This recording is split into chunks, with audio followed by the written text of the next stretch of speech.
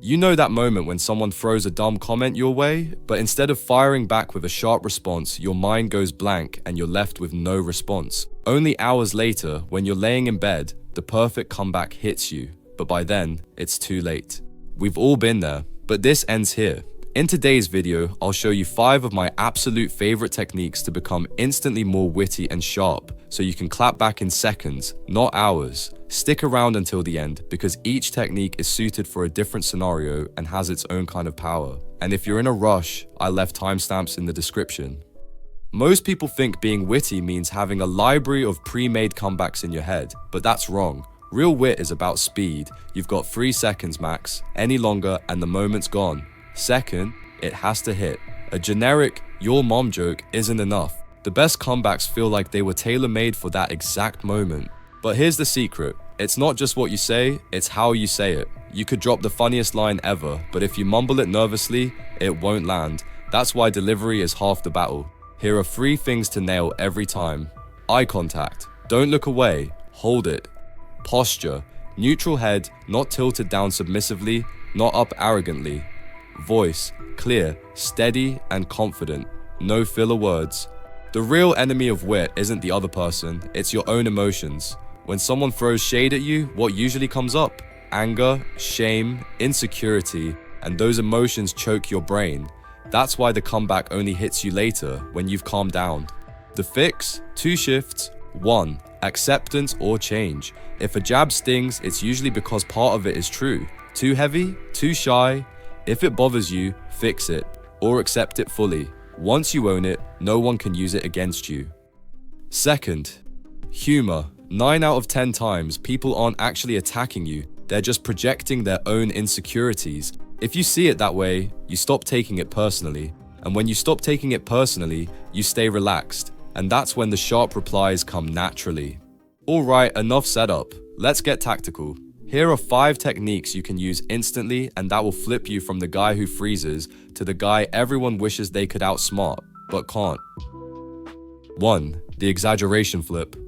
Someone hits you with a cheap jab like, wow, your car looks like it hasn't been washed in a year. Most people either explain themselves or awkwardly laugh. Both are weak responses. Here's the power move. You think my car is dirty? Then you definitely shouldn't see my apartment. It's absurd, it's playful, and it completely disarms the other person. Why? Because you're not fighting the comment, you're absorbing it and amplifying it to a ridiculous level. That shows you're unfazed, you're in control. This technique works best in social situations with friends, co-workers, or even strangers, where a touch of humor can flip the vibe instantly. It also makes you look self-assured. People who can joke about themselves with timing and confidence tend to be seen as charismatic, not weak. Use this when the comment is minor, not malicious. It keeps the room light and it puts you back in charge. 2. The reversal. Let's raise the stakes. You're getting criticized more directly. Someone says, your presentation was kind of all over the place. You could defend, but that hands them control. Instead, go with something like, could be, I guess it's not for everyone. Some of the ideas were a little advanced. Now what just happened? You kept your tone calm. You didn't deny their comment. You repositioned it, suggesting that they might be the one who didn't get it. This is powerful in situations where status is being challenged. It flips the frame. You're not the one who failed to explain. They're the one who failed to understand. But caution, this technique is sharp. Use it sparingly and never upward. Don't throw this at your boss, mentor, or someone who's actually trying to help. Save it for sneaky critics or people that try to posture.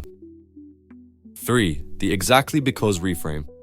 Here's a scenario you'll hear often, especially in work or group settings. Why did this take you so long? Now, you could panic, or you can say, exactly because I didn't want to rush it, I wanted it done properly. See the shift? You're not apologizing for taking time. You're owning the decision and showing why it was the smarter move. This response is calm, measured, and professional. And best of all, it reframes what they saw as a flaw into a deliberate strength. Use this whenever someone points out a negative that was actually part of your strategy. It works best when delivered clearly, confidently, and with steady eye contact. If you look nervous, the frame collapses. Here's a pro tip. Anticipate likely criticisms in advance and have 1 or 2 exactly because reframes ready to go. This way, you won't be caught off guard and respond with precision.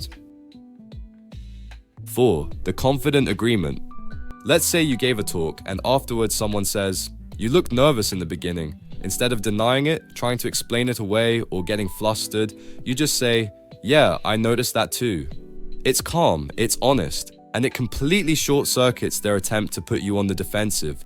Why does this work? Because no one expects you to agree with criticism, especially not with confidence, but the moment you do, their power disappears. They were expecting pushback, instead they got self-awareness.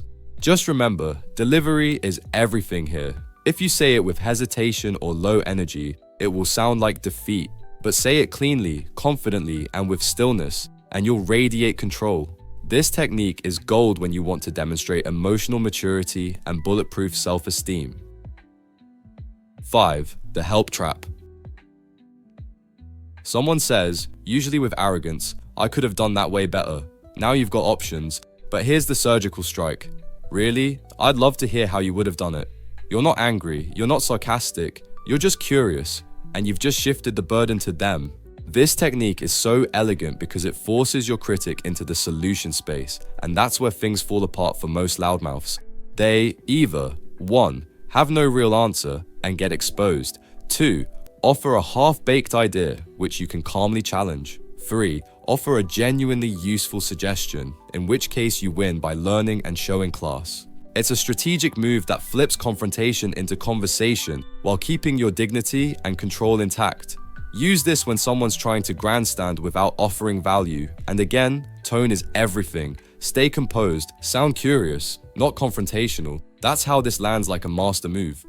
With these 5 techniques, you're no longer scrambling for words and equipped for whatever comes your way. And if you found that information valuable, I highly recommend you check out my guide on how to actually become more confident. It's packed with actionable strategies and mindset shifts that build real inner strength, not just surface level tricks. You find the link in the description. Thank you for watching. I hope to see you in the next video.